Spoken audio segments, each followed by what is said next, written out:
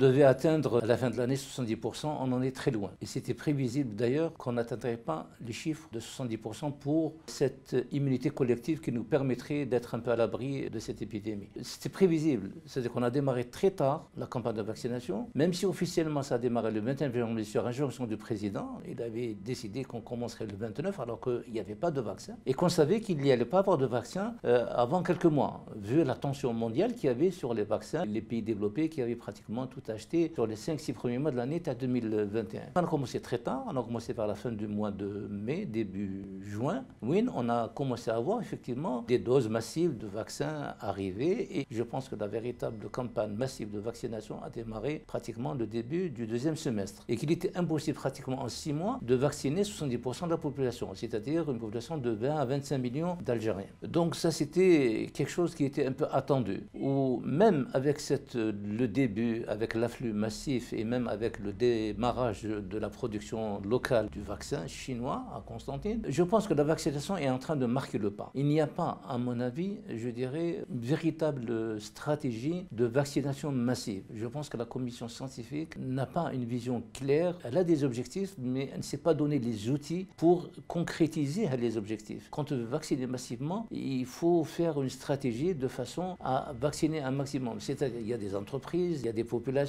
il y a mille et une façons d'aller vers la population. Bien sûr, il faut au départ faire ce qu'a fait cette commission, ce qu'a fait le ministère de la Santé, ce qu'a fait le gouvernement. C'est-à-dire qu'on est dans une première phase de pédagogie, d'information, de sensibilisation, de faire prendre conscience à la population que le vaccin est la solution pour la pandémie. Mais on voit que même si c'est utile, n'est plus suffisant, puisque la vaccination aujourd'hui est en train de marquer le pas et on constate que les Algériens, qui au départ ne se vaccinaient pas faute de vaccin, aujourd'hui ils ne se vaccinent pas même alors que le vaccin est hyper disponible et comme l'a dit M. le ministre de la Santé, que des vaccins risquent d'être périmés. Nous avons 13 millions de doses qui risquent d'être périmées alors que la population n'est pas vaccinée à 75%.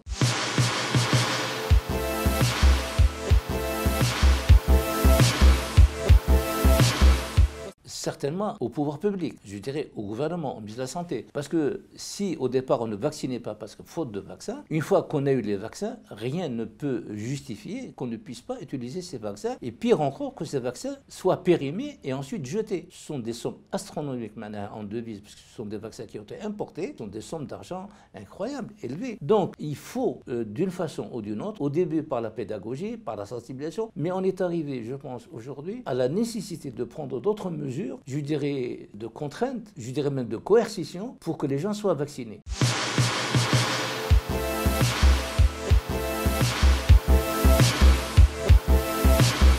Il y a d'abord la vaccination. Il faut amener les citoyens, la population, à se faire vacciner d'une façon ou d'une autre, sans qu'on ne rende cette vaccination obligatoire. Il y a, comme l'ont fait des pays qui nous ont précédés, qui ont réussi dans cette démarche, sans que cette vaccination soit obligatoire. Ils ont mis en place des moyens, notamment le pass sanitaire pour commencer, et ensuite le pass vaccinal. C'est-à-dire que pour certaines professions, notamment les professions de santé, les professions d'enseignement, les fonctionnaires, les corps constitués où il y a beaucoup d'employés ou de fonctionnaires, il faut obliger à ce que tous ces personnages soient vaccinés.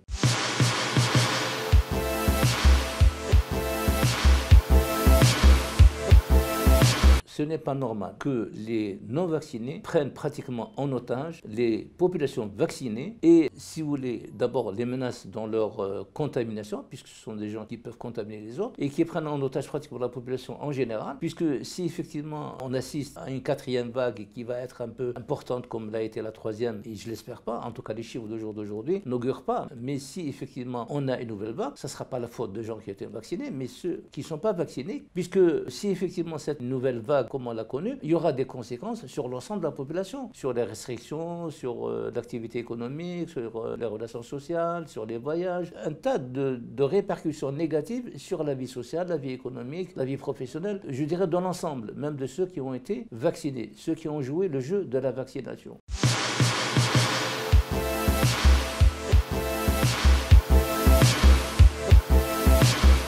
Il il y a une contradiction entre la réalité des discours et la réalité de certaines mesures de déconfinement qui sont prises. Mais le discours alarmiste ne correspond pas à la réalité. C'est-à-dire que si on prend les chiffres officiels donnés par les pouvoirs publics, par le ministère de la Santé notamment, les chiffres de la contamination et des décès, si on prend les chiffres du dernier mois, depuis le 20 octobre jusqu'au 20 novembre, ce n'est que depuis début novembre que des chiffres se situent au-delà de 100, entre 100 et 160 pratiquement. Alors que les chiffres au début de la deuxième vague, c'était vers la fin du mois de mai ou le 1er juin, ils étaient, je dirais, à 240. À la fin du mois de juin, ils avaient doublé à 400. Et puis on a eu le pic pratiquement vers la fin du mois de juillet à 1960 et quelques. Aujourd'hui, les chiffres sont entre 100 et 150. Je dirais, ils fluctuent, en tout cas depuis début novembre jusqu'à maintenant. Ils sont très en deçà des chiffres du début de la troisième vague. Donc, à mon avis, la situation est stable, en tout cas maîtrisée avec les chiffres actuels. Rien ne prédit que effectivement les chiffres sont en augmentation exponentielle de façon, si on devait les extrapoler, à aller vers des chiffres alarmants ou des chiffres élevés qui pourraient effectivement commencer à inquiéter les services de santé, les hôpitaux, les services de réanimation, les unités de soins intensifs et tout ça. Donc,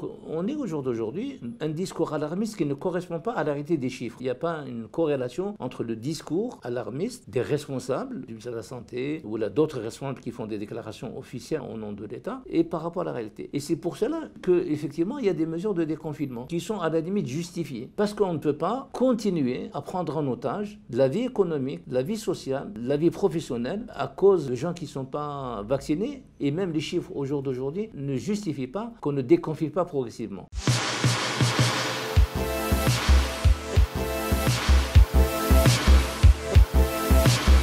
C'est clair qu'on ne peut pas se fier aux chiffres, notamment concernant les cas de contamination. Parce qu'il est pratiquement impossible de dire exactement qu'au jour d'aujourd'hui, nous avons tant de nouveaux cas. Par contre, ce qui est possible de dire avec précision et certitude, ce sont les hospitalisations pour cause de Covid et les hospitalisations surtout en unité de soins intensifs ou en réanimation. Ça, ce sont des chiffres qui sont vrais et émanent pratiquement des structures sanitaires qui remontent vers le ministère. Mais dire aujourd'hui nous n'avons que 100 ou 140 ou 160 nouveaux cas de Covid, c'est impossible à vérifier et c'est certainement pas la réalité. Et d'ailleurs, peu importe qu'il y ait des nouveaux cas, tant que ces nouveaux cas ne vous amènent pas à l'hôpital, ne vous amènent pas en unité de soins intensifs, ça reste une situation gérable et maîtrisable. Ce qu'on voit par exemple dans les pays qui nous ont précédés, qui ont fait mieux que nous. C'est-à-dire que la première année, autant il y avait le nombre de contaminations qui grimpait, autant on voyait les gens qui allaient dans des unités de soins intensifs et autant on voyait des décès. Il y avait les courbes qui pratiquement évoluaient de la même façon. Il y avait la même dynamique. Le nombre de contaminations, les hospitalisations, les décès. À partir de 2021, dans les pays qui ont vacciné massivement, on assiste à un découplage de ces courbes. Effectivement, les contaminations peuvent augmenter parce que le virus continue à circuler et parce que la vaccination protège la personne, mais n'empêche pas la circulation du virus. L'effet, justement,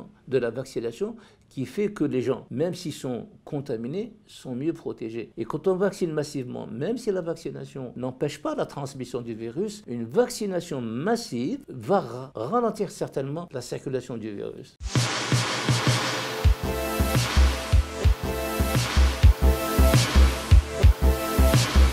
Le risque, il est en fonction de nos actions. On voit qu'il y a un relâchement sur les mesures de distanciation.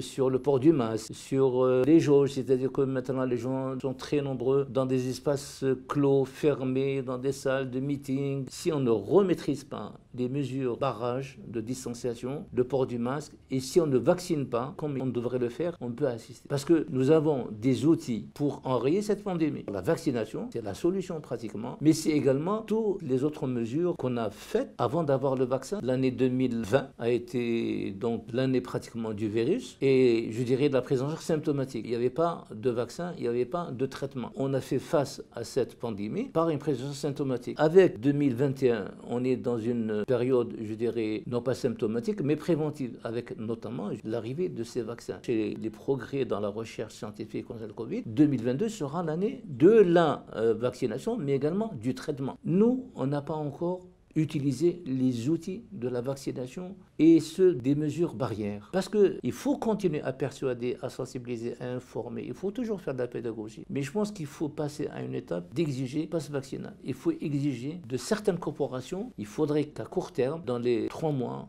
on puisse arriver à exiger et qu'on puisse mettre les outils du passe vaccinal et du contrôle du passe vaccinal.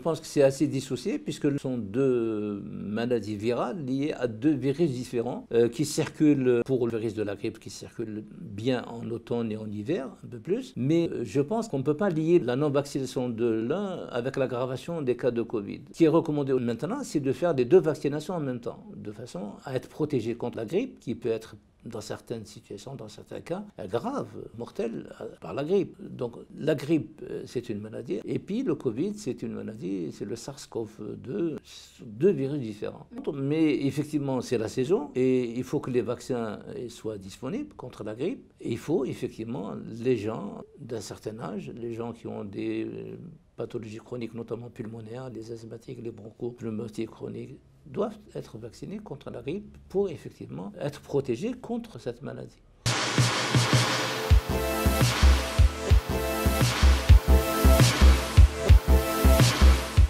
Il faut gérer au plus près des aspects liés au contrôle. Maintenant que la personne a été bien vaccinée et qu'au contrôle, c'est bien la personnalité qui est vaccinée. Si on utilise tous les outils que nous avons, c'est-à-dire la vaccination essentiellement, aujourd'hui, on n'a pas de pénurie de vaccins, bien au contraire.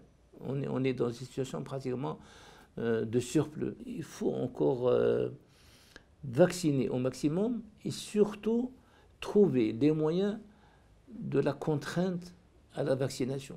C'est-à-dire que si on n'est pas vacciné, si on n'a pas de passe vaccinal, si on ne peut pas prouver qu'on a été vacciné correctement, on devrait être à la limite restreint ou limité dans certaines libertés. Parce que la liberté, les anti-vax vous disent la liberté de... D'accord, vous pouvez vacciner, mais je ne veux pas que les non-vaccinés prennent en otage pratiquement les vaccinés, prennent en otage notre système de santé qui peut être pratiquement ensuite, je dirais, engorgé, voire dépassé, et prennent en otage pratiquement, je dirais, la vie économique, la vie sociale, du pays.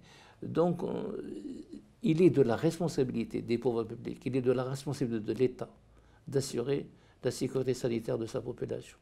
Et si des populations ne veulent pas jouer le jeu de la sécurité sanitaire, ils ne peuvent pas, je dirais, avoir cette liberté.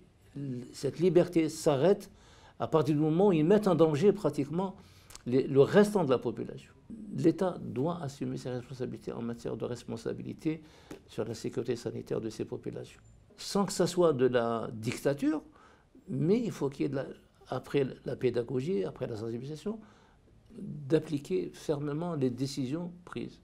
Si on considère que la vaccination, c'est la solution, et elle est la solution, avec les mesures de distanciation, les mesures, eh bien, il faut mettre tous les moyens, voire les moyens de la contrainte, de la coercition. Le 9 novembre, il y a eu une réunion pratiquement, je dirais, de la Banque mondiale, du Fonds monétaire international, de l'OMS, de l'OMC. Ils ont revu, je dirais, un peu à la baisse les ambitions en matière de vaccination. Au jour d'aujourd'hui, ils considèrent qu'à la fin de l'année, 40% de la population mondiale devait être vaccinée.